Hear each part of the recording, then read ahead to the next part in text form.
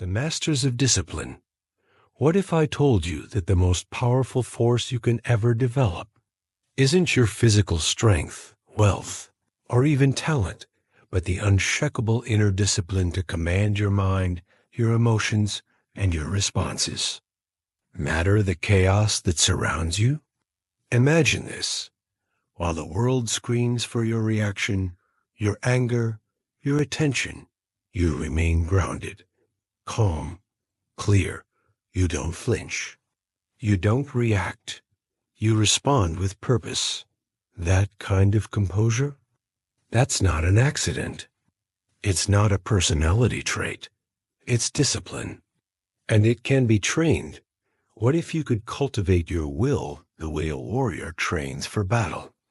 Not with weapons or armor, but with deep awareness, steady self-control, and relentless daily practice. What if I told you that the blueprint for this kind of strength already exists, and it was forged over 2,000 years ago, not in the halls of luxury, but in adversity, in exile, in struggle? And it was written by three of the wisest minds in history. 1. A Roman emperor ruling the world's most powerful empire, Marcus Aurelius. 1. A crippled slave who earned his freedom through wisdom, Epictetus. And 1. A wealthy senator turned philosopher, betrayed and ordered to die, Seneca.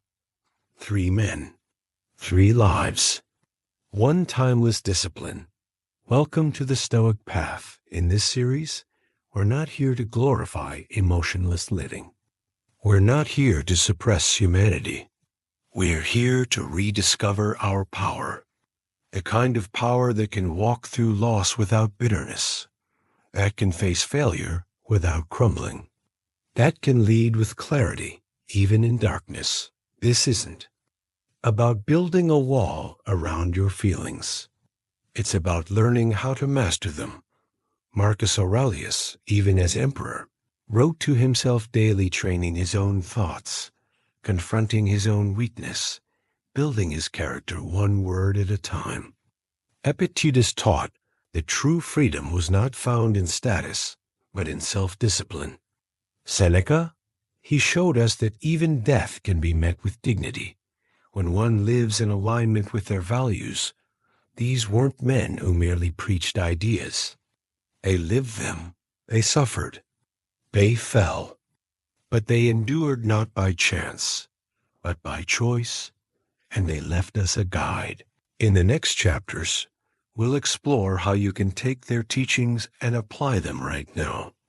You'll learn how to anchor yourself like Epictetus when the world mocks you, how to remain grounded like Seneca, even in betrayal, and how to lead yourself like Marcus Aurelius with composure, with integrity, and with a mind that doesn't shake every time life does.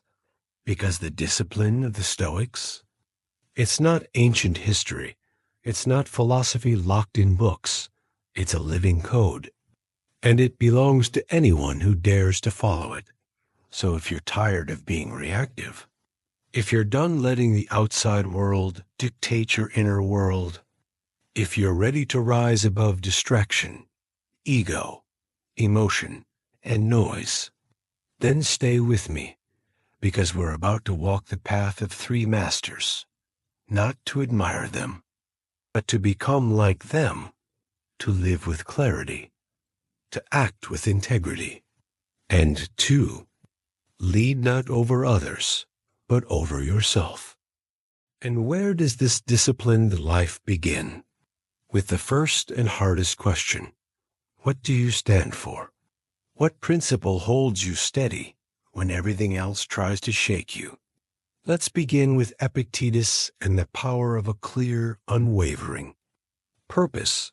Page 2. Epictetus and the power of purpose. Before a ship leaves the harbor, it must know its destination. The same is true for us.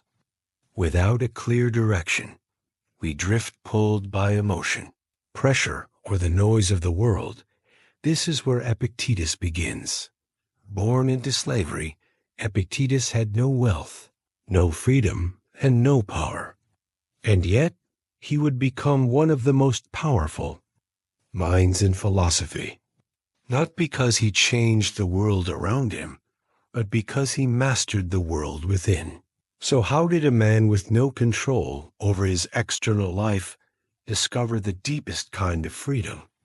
By choosing his purpose, Epictetus taught that the one thing always within our control is our response. But here's the secret. In order to respond with wisdom, you need something to respond from.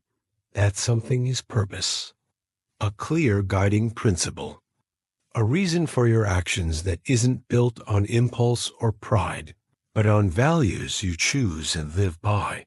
For Epictetus, it was virtue, living in alignment with reason, honesty, courage, and self-control, no matter what others said or did. Matter what he gained or lost. He anchored his life to a higher standard and refused to betray it. So the first question he poses to us is this: what will you anchor to? When someone offends you, do you lash out? Or do you remember your purpose? When failure strikes, do you collapse? Or do you respond with your values intact? Because make no mistake, life will test you. It will test you in relationships when others lie, cheat, or abandon you. It will test you at work when pressure mounts and shortcuts tempt you. It will test you inside when your own anger, pride, or fear rise to take control. But when you have purpose, real purpose, you don't need to react. You can pause. You can choose. You can stand like a mountain even in a storm. Epictetus didn't ask us to be perfect. He asked us to be committed. He said, first say to yourself what you would be, and then do what you have to do. Let that sink in. It means your life is not shaped by what happens to you, but by what you're committed to becoming. This is why purpose is the cornerstone of discipline. It turns setbacks into tests, temptations into training, pain into purification. Think of a compass. No matter how rough the sea, compass always points north. In the same way, your purpose can be that internal north. So when your emotions swell or chaos surrounds you, you don't have to lose yourself. You remember yourself. You remember why you're here. So ask yourself today, not just what you want, but what you want to become. Is it someone who complains, reacts, and retreats? Or someone who rises, responds, and rebuilds? Because once you know your answer, you can begin to build discipline, not as a punishment, but as an act of devotion. And that is where the Stoic journey begins, not with rules or restrictions, but with resolve. You don't have to be born into privilege. You don't need perfect circumstances. You need clarity. The same clarity that turned a former slave into a guide for emperors. The same clarity that, if you let it, can turn your life into something anchored, calm, and unstoppable. Now, with your purpose in hand, how do you face life's inevitable? Storms, loss, betrayal, and injustice? Let's look to Seneca, the philosopher who met adversity not with bitterness, but with boldness. Page 3 awaits. Page 3. Seneca and the strength to endure. If Epictetus teaches us how to anchor our lives in purpose, then Seneca shows us how to walk through the fire without losing ourselves. Seneca lived in a world of power, politics, betrayal, and eventually death. He was a statesman, a writer, a tutor to emperors. But above all, he was a man tested by fate. And what made him extraordinary was not his wealth or intellect. It was his ability to endure suffering with grace. You see, life didn't spare Seneca. He was exiled, falsely accused, dragged into the center of political storms, and ultimately commanded to take his own life. And yet he remained composed, not because he was numb, but because he was prepared. Seneca once wrote, "We suffer more in imagination than in reality." What he meant was, most of our pain doesn't come from the blow itself, but from how we fear it, dread it, or relive it over and over in our minds. So what's the lesson? If you want to develop emotional strength, you must train your mind before the storm comes. You must anticipate difficulty. You must reflect on hardship, not to become cynical, but to become unshakable. Seneca practiced something the Stoics called premeditatio malorum, the premeditation of evils. Each morning he would ask himself, what could go wrong today? Not to feel defeated, but to be ready. Could someone insult me? Could I lose my job? Could I get sick? Could I fail? And then, how would I respond? This isn't pessimism. It's preparation. Because when hardship meets an unprepared mind, it overwhelms. But when it meets a trained mind, it passes like a storm over stone. Seneca didn't run from emotions. He studied them. He asked, why does this anger rise? What is my fear really pointing to? What am I craving, and does it serve me? Through that awareness, he found power. He reminds us, discipline is not about denying emotions. It's about not letting them control you. You can feel grief without becoming paralyzed. You can feel fear without surrendering your strength. You can feel anger and still choose a wise response. This is the discipline of endurance.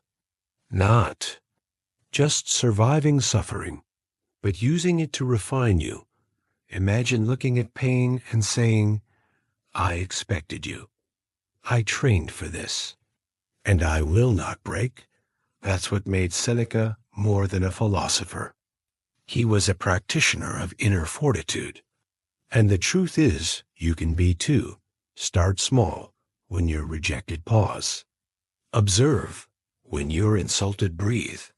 Respond with dignity. When you fail, learn. Then stand again. This is how you develop the iron mind, one choice at a time, one day at a time, because as Seneca reminds us, a gem cannot be polished without friction, nor a man perfected without trials. So don't fear the challenges. Use them. Use every discomfort as your training. Ground. Use every trial as your sharpening stone. Use every fall as your cue to rise higher. This is the way of Stoic endurance. Not numbness, not detachment, but mastery. Mastery over the self through every test life brings. So now we've seen the strength of Epictetus' purpose and the unshakable endurance of Seneca. But what happens when power itself is in your hands? How do you rule not just others, but yourself? On the next page, we enter the world of Marcus Aurelius, the philosopher king. Page 4. Marcus Aurelius, the philosopher king. Imagine ruling the most powerful empire the world had ever known, and still questioning yourself daily, not for glory, but for growth. That was Marcus Aurelius. He was emperor of Rome, commander of armies, bearer of the crown, master of a continent. And yet, in the quiet of the night, he opened his journal and wrote words meant for no one but himself. Waste no more time arguing what a good man should be. Be one. In those simple lines, Marcus was not preaching to others. He was holding himself accountable. That's the beauty of Marcus Aurelius. He didn't see leadership as dominance. He saw it as service. And his greatest duty was not to conquer others, but to conquer himself. The Stoic emperor ruled through plague, war, betrayal, and loss. He buried children. He led men into battle. He faced criticism, illness, and uncertainty at every turn. And still, he remained composed, not because he felt nothing, but because he returned, over and over, to principle. Marcus knew he couldn't control what happened in the Senate, or in the streets, or even in his own household. But he could control his thoughts, his character, his actions. That's the discipline he trained. The discipline of self-governance. Every morning, he reminded himself, today, you will meet people who are selfish, arrogant, deceitful. And still, he vowed not to let them rob him of his peace. That's not weakness. That's immense strength. Ask yourself, could you meet insult with grace? Could you lose without collapsing? Could you lead without ego? Marcus did, because he believed that leadership wasn't about power, it was about virtue. And that's what makes his wisdom so timeless. We live in an age of noise scrolls, alerts, judgments, distractions. But Marcus reminds us to slow down, to pause, to ask, what am I here for? What kind of person am I becoming? And what does my soul need to be at peace with itself? He didn't chase approval. He didn't cling to status. He looked inward because he understood that if you want to be unshakable, you must know your own mind like a master knows his craft. That's the power of journaling, of reflection, of self-inquiry. Each day, Marcus Aurelius trained his character like a soldier sharpens a sword, not through violence, but through discipline. He faced chaos not with reaction, but with reason. He faced loss not with despair, but with acceptance. He faced temptation not with indulgence, but with integrity. He knew, you have power over your mind, not outside events.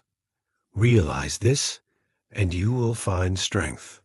So, what do we take from this emperor? You don't need a crown to lead. You don't need a title to be great. You need clarity, consistency, and courage. Marcus Aurelius shows us that greatness begins not when you control the world, but when you master yourself within it. Now that we've walked through the strength of purpose, the fire of endurance, and the clarity of self-mastery, how do we bring all of this into practice?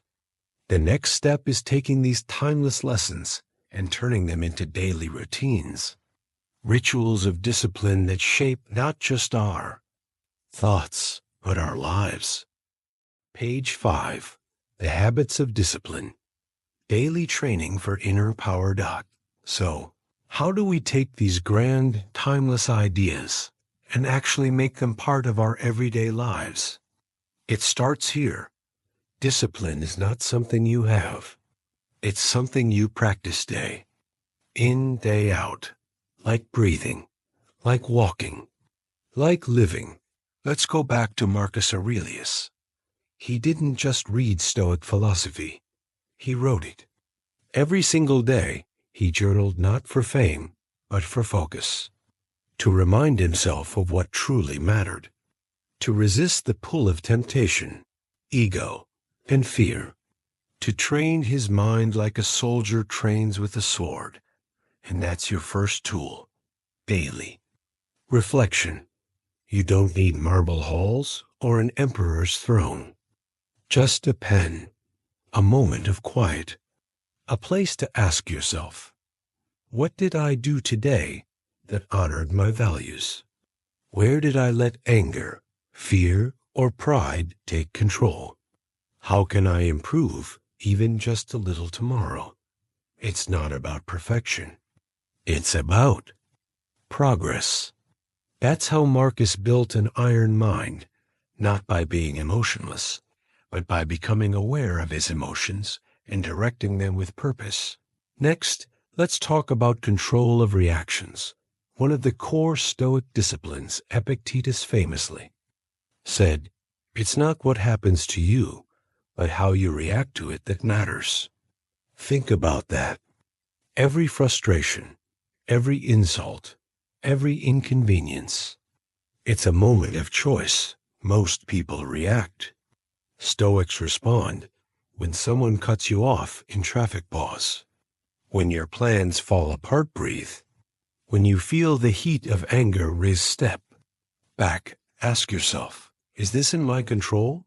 And if it's not, let it go. Discipline doesn't mean suppression. It means redirection. Like a river bending around a rock, your energy doesn't stop. It flows toward purpose. Now, let's talk about voluntary hardship. Seneca, though a man of wealth, practiced poverty. Why? To train his spirit, to remind himself that he could endure discomfort. That luxury was not his master. He slept on the floor, wore rough clothes, ate plain food. Not because he had to, but because he chose to. He wanted to know, if I lost it all, would I still be me? That's powerful today. You can do the same on your level. Fast for a day. Take a cold shower. Turn off your phone. Walk instead of drive. Choose the harder path, just to remind yourself you are stronger than comfort. Finally, there's the discipline of service. The Stoics didn't train discipline just for themselves. They believed that disciplined life was meant to serve others. Marcus Aurelius governed Rome not for glory, but for duty. Epictetus taught students so they could free their minds. Seneca wrote letters to guide those struggling. So ask yourself, how can my discipline become someone else's light? Can I lead my family with calm? Can I show patience to those in pain? Can I hold space for others without losing my own peace? Because in the end, the Stoic path isn't about you alone. It's about building a life that uplifts others through example. Your habits become your character, and your character becomes your legacy. In the next chapter, we'll explore how discipline isn't just about the highs, but about navigating life's lows. How did the Stoics remain steady through heartbreak, betrayal, and suffering? What does it truly mean to endure without becoming bitter? Let's walk with Seneca and learn the art of enduring hardship with grace. Page 6. How Stoics endure pain. Suffering without losing yourself? There's a kind of pain that burns silently. The kind that doesn't scream, but lingers through betrayal, loss, injustice. And for most people, that pain becomes a turning point. Some become bitter, others break. But the Stoics? They became unshakable. Let's begin with Seneca. He was no stranger to suffering, exiled by an emperor, condemned to die by another. He watched the politics of Rome shift like storms his. Fate never fully in his hands. But did he curse the gods? Did he drown in anger? No. He wrote, he taught, he prepared his soul.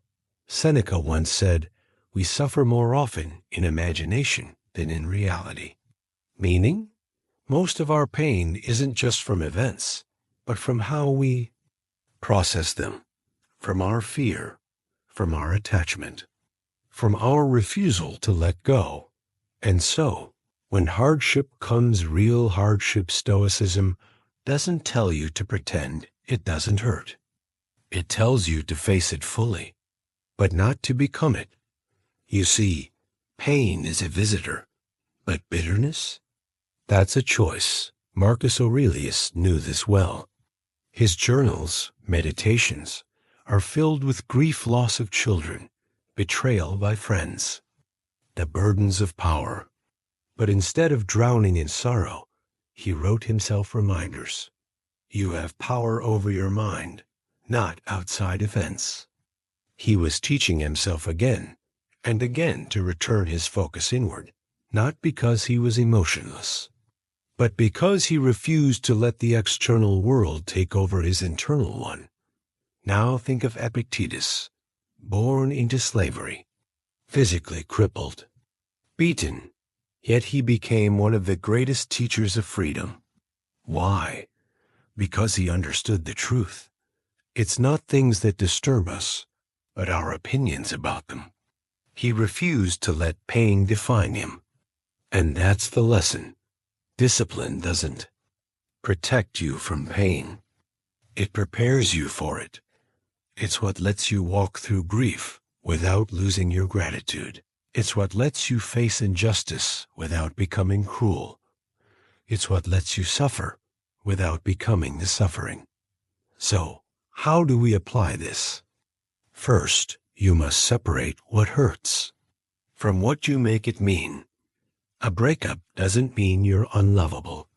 A failure doesn't mean you're worthless.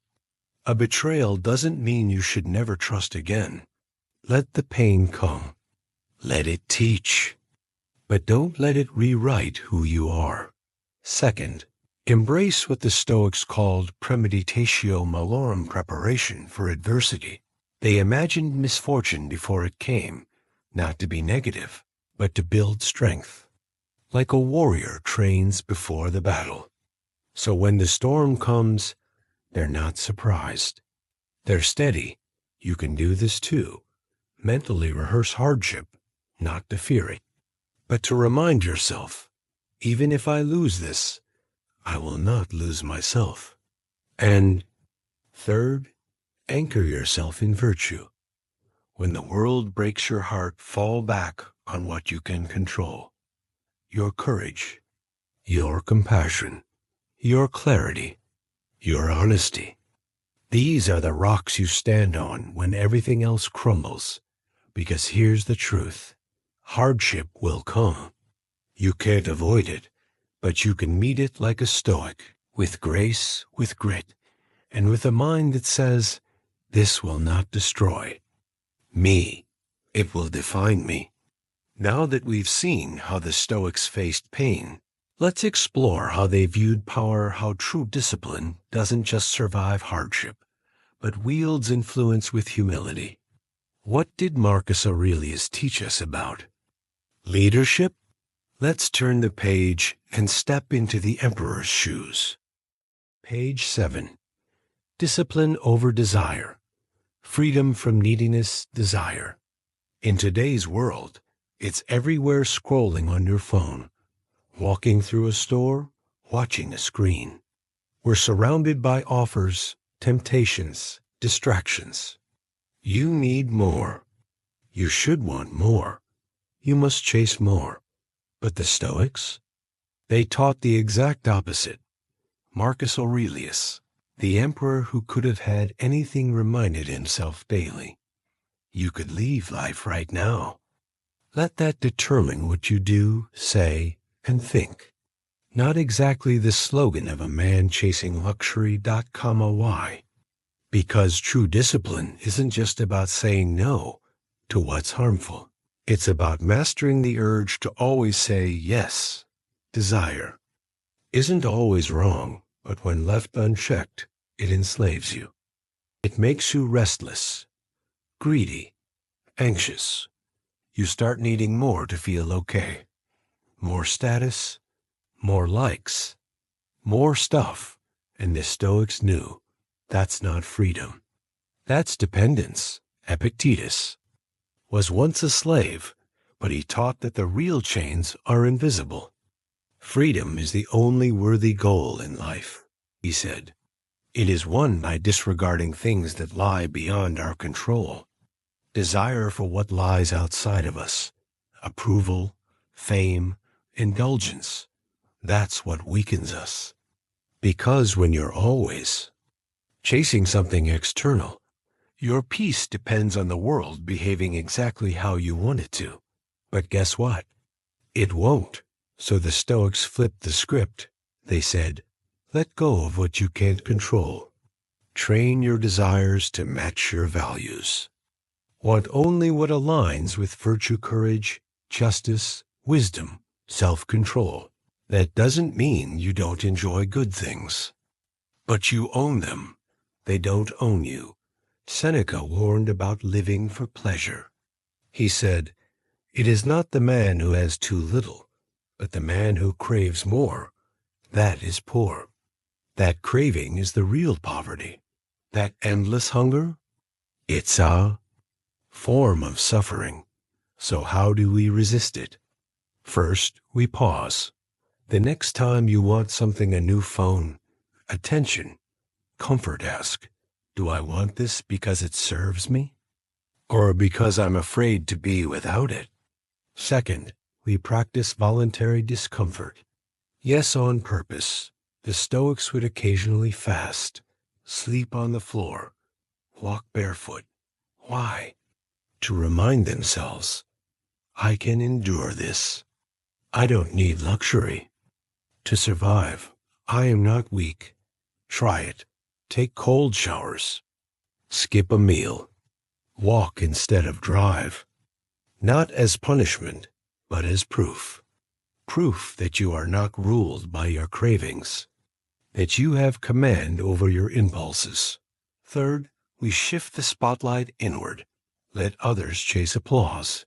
You chase your own growth. Let others crave comfort. You crave strength. Let others be addicted to validation. You build your own self-worth brick by brick. Because here's what the Stoics knew. The less you need, the freer you are. And freedom? It doesn't come from having everything. It comes from needing nothing. So now that we've seen how the Stoics gained freedom through mastering desire, what about their relationships? How did they approach love, betrayal, or being hurt by those closest to them?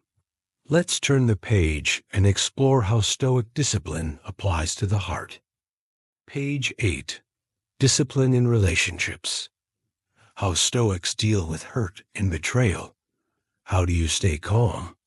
When someone betrays your trust, how do you respond not with fury, but with strength when someone you love wounds you? Here lies one of the deepest tests of discipline, our relationships. Because when the pain comes not from strangers, but from people we once trusted, admired, or even loved, it cuts deeper than any sword. The Stoics knew this too well. Seneca, once an advisor to the Emperor Nero, was betrayed by that very student. Ordered to take his own life in the wake of political schemes, Seneca chose not to fight or curse. He accepted, with composure, with grace, with one final lesson on dignity under pressure. This wasn't weakness. It was mastery. You see, Stoicism doesn't demand that you suppress your feelings. It teaches you to direct them so they don't direct you. Let's pause and imagine. A friend betrays you. The natural reaction is rage, or perhaps heartbreak, maybe even revenge. But ask yourself, what does anger build? What does revenge repair? Epictetus would urge you, don't react like a puppet pulled by emotion. Step back, observe. It's not things that upset us, he wrote, but our judgments about things. That betrayal? It hurts. Of course it does. But you decide what happens next. You can let it poison your peace or sharpen your character. Marcus Aurelius reminded himself constantly, when someone wrongs you, it is not the act itself that disturbs you, but your opinion about it. That's the hinge of Stoic emotional discipline. So how do we use that wisdom today? Start with this simple phrase. This person acted from their nature, not mine. Repeat it when you feel betrayed. It's not about excusing bad behavior. It's about removing the dagger from your own heart. The Stoics believed that we should never give another person power over our peace, not even through love. That sounds harsh, but in practice, it's compassionate. Because when you anchor yourself in your own values, you stop holding others responsible for your happiness. And when you stop expecting perfect loyalty or fairness from flawed humans, you stop being constantly hurt by them. Does that mean becoming cold? No, it means becoming clear. Love deeply, but with open eyes. Trust sincerely, but not blindly. Give fully, but without attachment to outcome. That's Stoic discipline in relationships. You choose to love from strength, not desperation. You choose to forgive, not to forget, but to free yourself. And when someone walks away or lets you down, you don't crumble. You simply return to your own center and keep walking. Because as Marcus said, if it is not right, do not do it. If it is not true, do not say it. And if it's not yours to carry, let it go. Now that we've seen how Stoics stay centered in relationships, what about when life itself throws its worst at you? Sickness, death, failure. How did the masters of discipline face the darkest nights without breaking? Let's turn the page and step into the fire with them. Page 9. Enduring suffering. Stoic strength in dark times. What do you do when life breaks you, not just tests you, not just challenges your patience, but when it breaks you, a diagnosis, a loss, a betrayal, a collapse of something you thought would last? Most people panic. They numb themselves, or they lash out at the world, at others, at themselves. But the Stoics?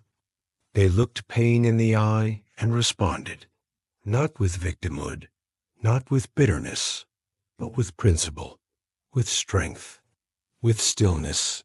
Let's go deeper. Epictetus was born into slavery. He didn't control his own body. He didn't own a thing. His master could beat him, sell him, command his every move. But what Epictetus discovered, what changed everything, was this: his mind was still his. You could chain his arms, but not his thoughts.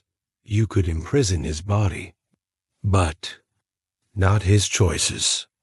And that's how he turned suffering into power. He taught his students, it's not what happens to you, but how you react to it that matters. And he lived it. Think of that for a moment. Most people are tossed around by life like leaves in a storm. But Epictetus, he became the storm's eye calm, still unshaken, because he realized adversity is not a punishment. It's an invitation to practice what you preach. Seneca, too, knew suffering. As a statesman, he saw corruption all around him.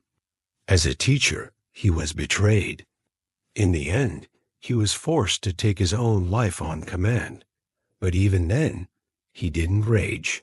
He accepted. He turned death itself into a stage for composure.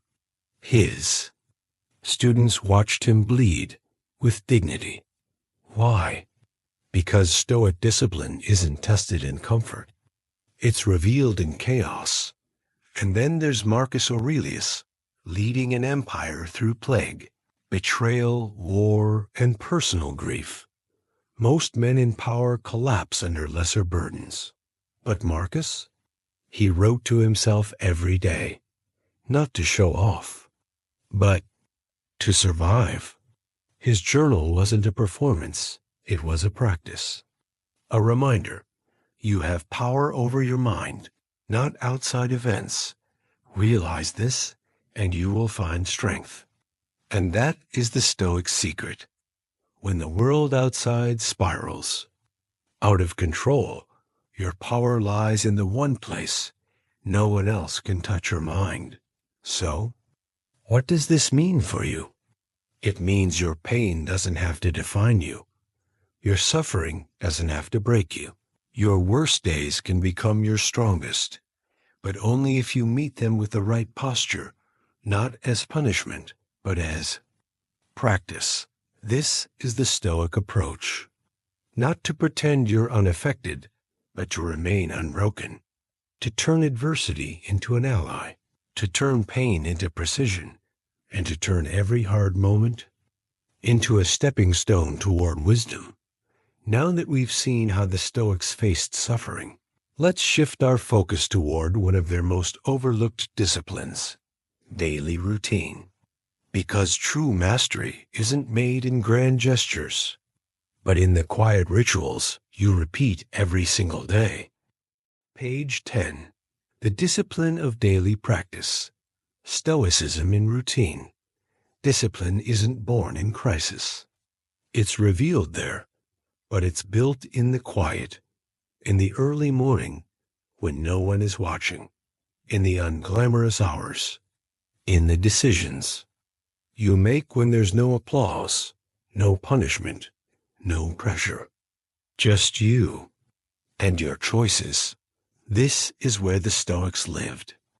Not just in grand philosophy, but in daily, deliberate action. Marcus Aurelius rose each day with a ritual. Not to impress, not to post about, but to prepare. In his meditations, we see it. He would remind himself each morning that the world would bring difficult people, unexpected events, discomfort. But none of that, he reminded himself, had power over his soul unless he gave it permission. Why would a man who ruled the known world need to do this? Because power without discipline is chaos. Authority without awareness is danger. And clarity without repetition fades. Marcus knew that even an emperor must train his mind each day, because without practice, even he would fall victim to his impulses. Epictetus taught his students the same. He warned that philosophy isn't something you read, it's something you do. Daily, he said, don't explain your philosophy. Embody it? How do you embody it? By shaping your habits. Do you start the day with intention or with noise? Do you respond with patience or react in anger? Do you train your body and mind or just drift with ease? These small acts repeated become your character, and your character is your compass. Seneca, in his letters, reminded his friend Lucilius that the man who can't control his mornings can't control his life. He advised reviewing your day each evening, examining where you lived by principle, where you slipped, where you can grow. Not to shame yourself, but to shape yourself. That's the Stoic method. Reflection, repetition, refinement. Let me be clear. None of this is glamorous. It's not exciting. It's not shareable. But that's why it works. Because while others chase new tricks and hacks, the Stoics return to the same steady fire day after day. You don't become disciplined by accident. You build it with routines that shape your soul. A morning journal, a midday pause, an evening reflection. These aren't just habits, they're anchors. And in a world constantly trying to shake you loose, your anchors are what hold you steady. So ask yourself, what does your day train you to become? Because every routine, whether chosen or accidental, is shaping your future self. Now that we've built the foundation through practice, let's explore the greatest enemy of discipline, emotion out of control, especially anger. Because without mastery over our tempers, even the wisest among us can fall. So how did the Stoics face anger and win? Page 11. The fire of anger. How Stoics faced their fiercest opponent. What is the one emotion that can turn a calm mind into a storm in seconds? Anger, it's sharp, It's loud. It feels powerful in the moment, like a fire you want to let loose.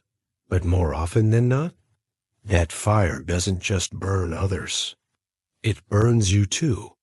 Marcus Aurelius knew this. That's why in his meditations, he reminded himself almost daily that people would be rude, cruel, and selfish.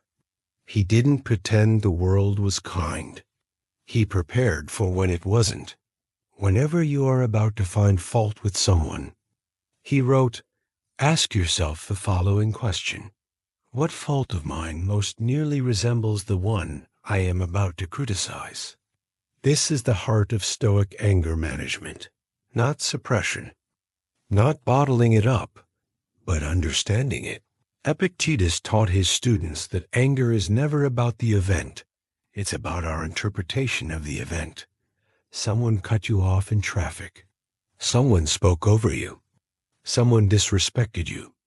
But did they make you angry? Or did you let yourself get angry?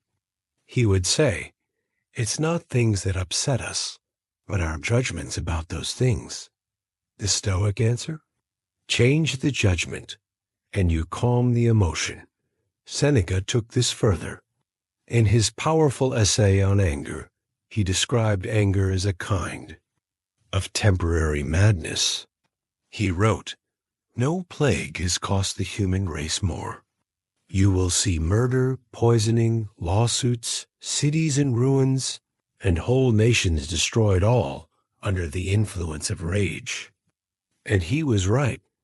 A single outburst, a single unguarded word, a single moment of fury can destroy what took years to build. So what do? The Stoics had a few tools. First, delay.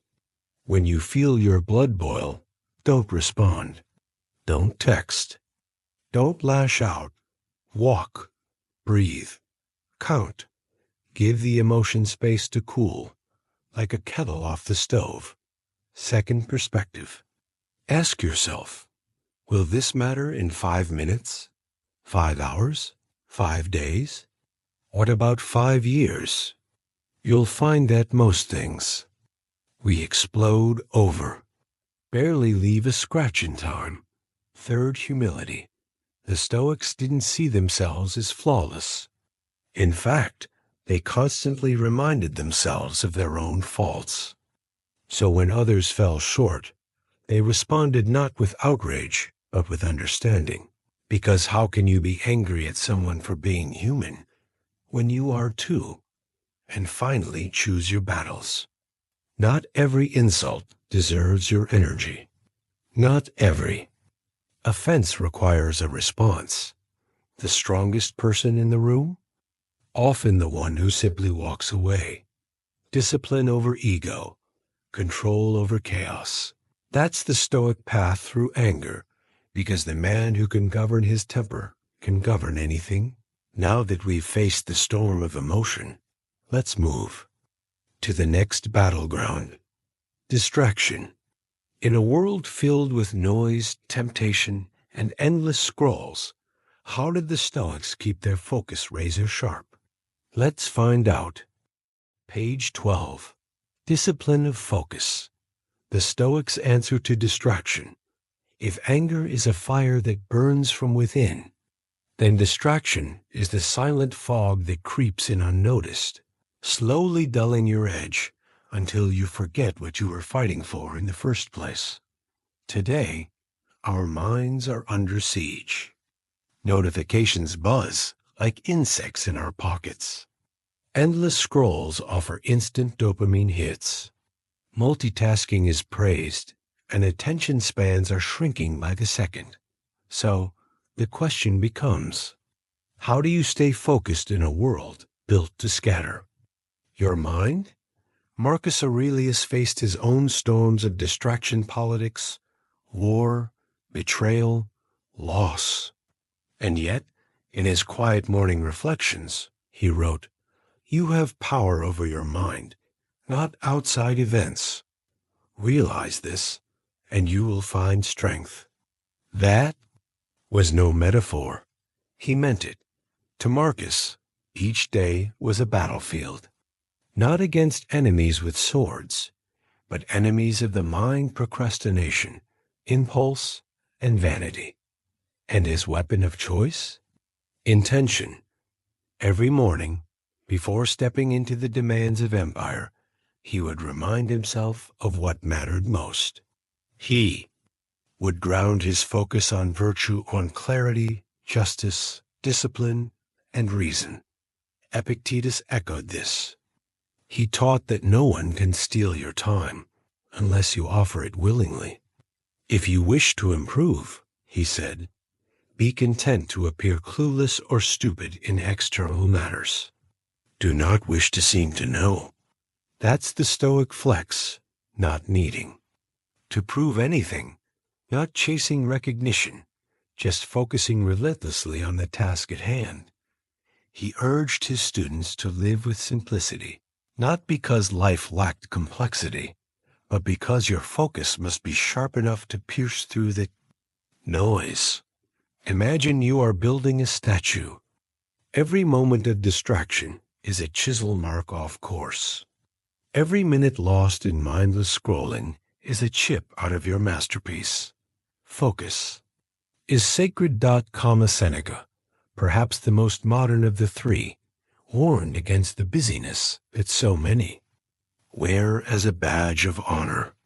It is not that we have a short time to live, he wrote, but that we waste much of it.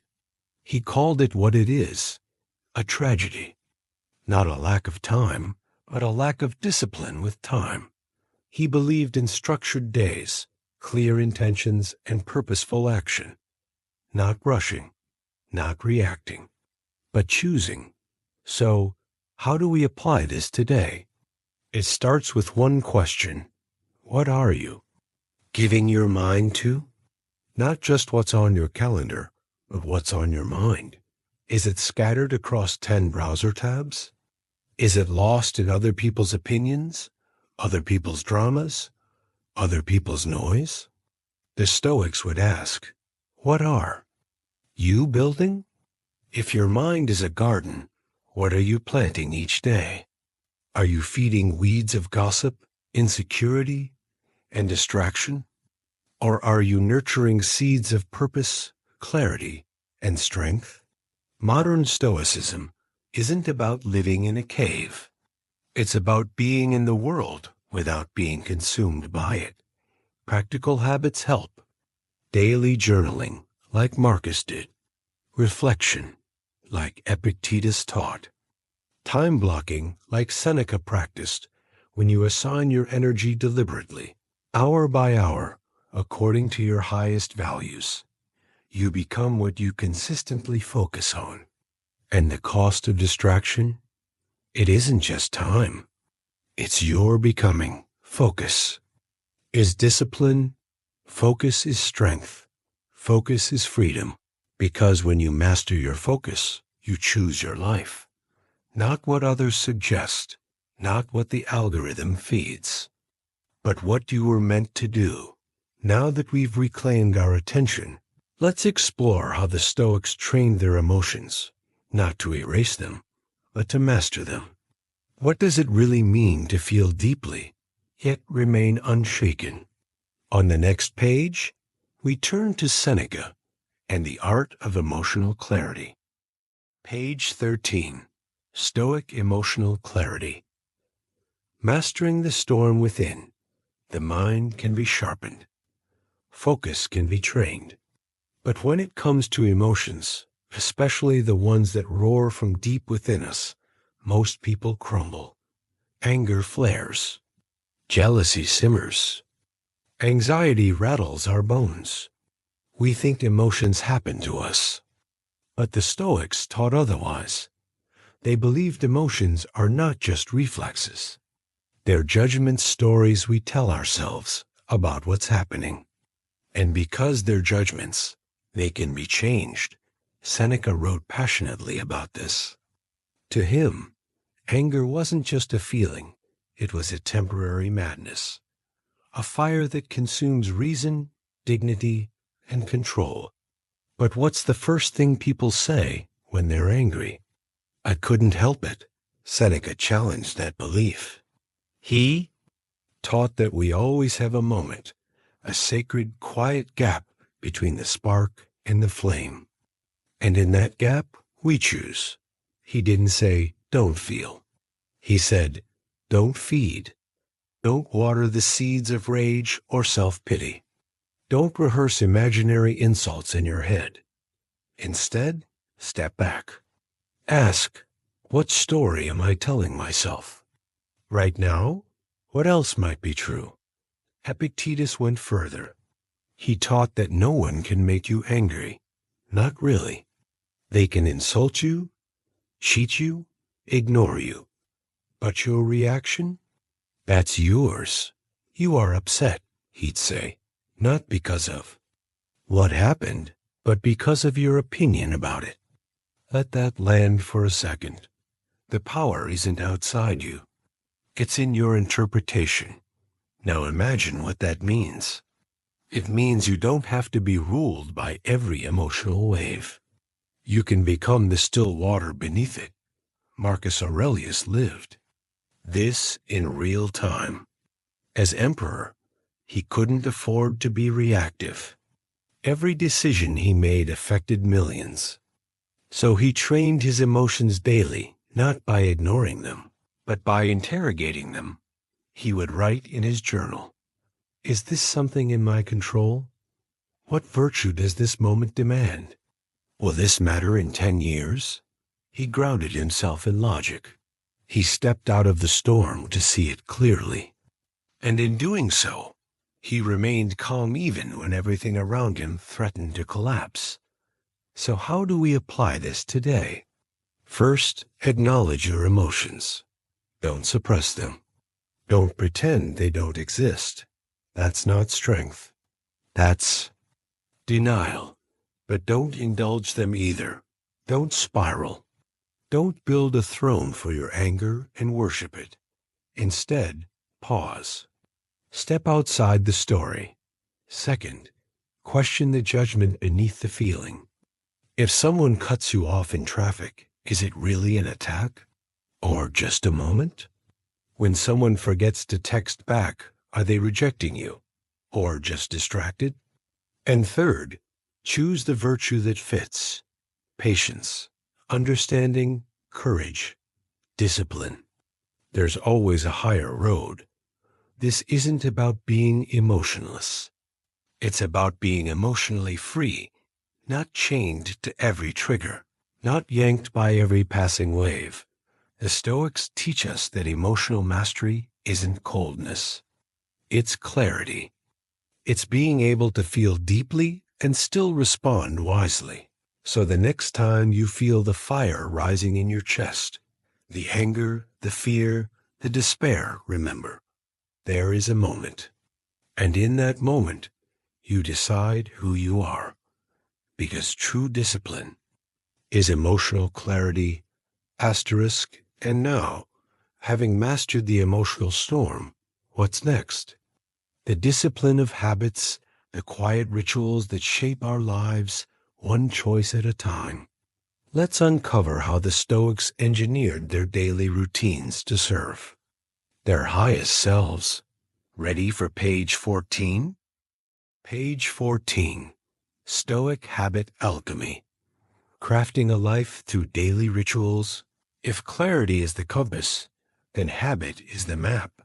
The Stoics knew this well. Even the clearest mind is useless without action, and actions, repeated, become habits. Habits shape your character, and your character shapes your destiny. So, what do you do every morning, every evening, in the quiet spaces in between? Marcus Aurelius didn't leave his mindset to chance. Each dawn he reminded himself, you will meet people who are meddling, ungrateful, arrogant, deceitful, not to complain, but to prepare. He knew the world could be harsh. So he armored his mind with realism, not resentment. This wasn't pessimism. It was preparation. A mental rehearsal, like a warrior tightening their grip on the sword before battle. Epictetus, too, began with discipline. He advised, "Practice yourself, for heaven's sake, in little things, and thence proceed to greater. The way you fold your clothes, the way you close a door, the way you speak when no one's listening. These small acts are the training ground of greatness." Why? Because discipline isn't built in the spotlight. It's forged in the shadows when no one's watching.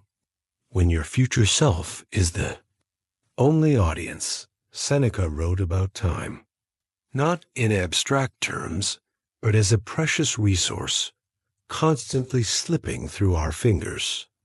He said, "It is not that we have a short time to live, but that we waste a lot of it."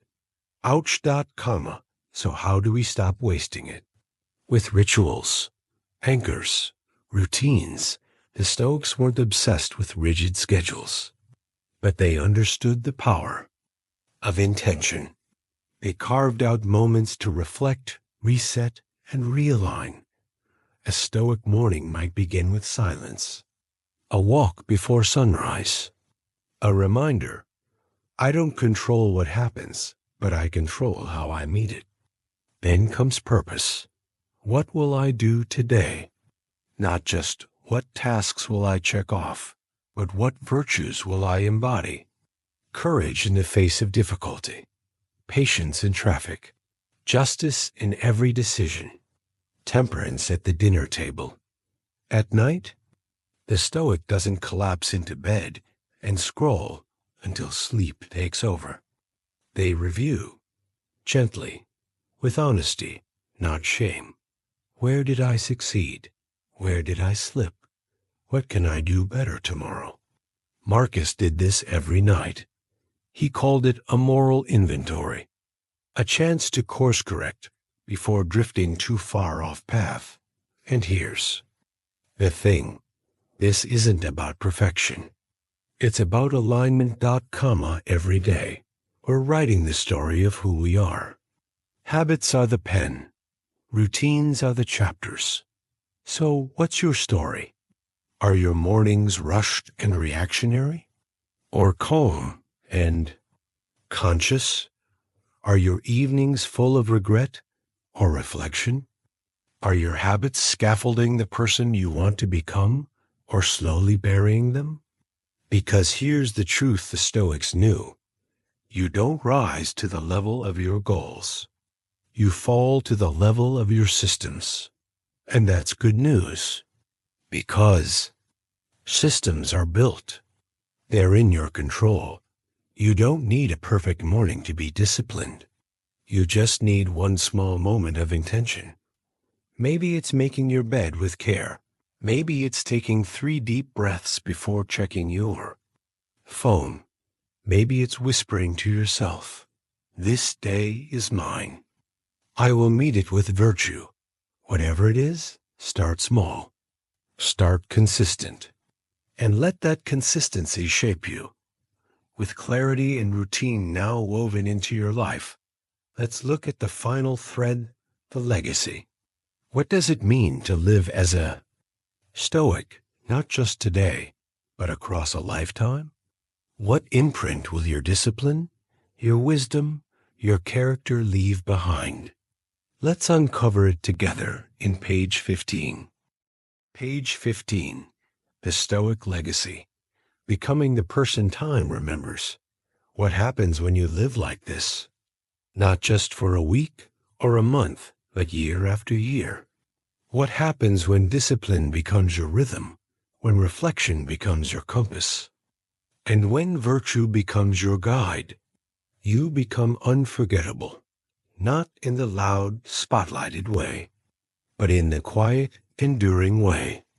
Like Marcus Aurelius, whose words have echoed for 2,000 years, or Epictetus, born a slave, who became one of the greatest teachers of freedom, or Seneca, who wrote with such clarity that even emperors read him for peace. This is legacy, not in monuments or medals, but in influence.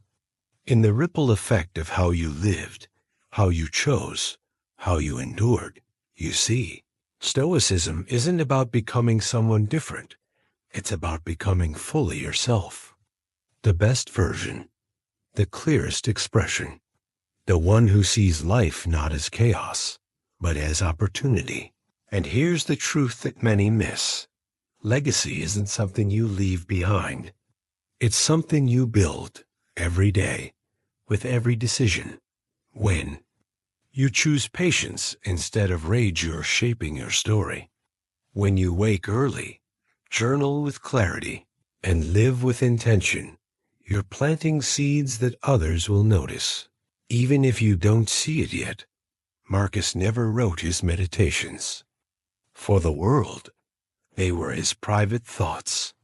But those thoughts became a lifeline to millions because they were honest, because they showed a man who struggled, reflected, grew, and stayed committed to virtue.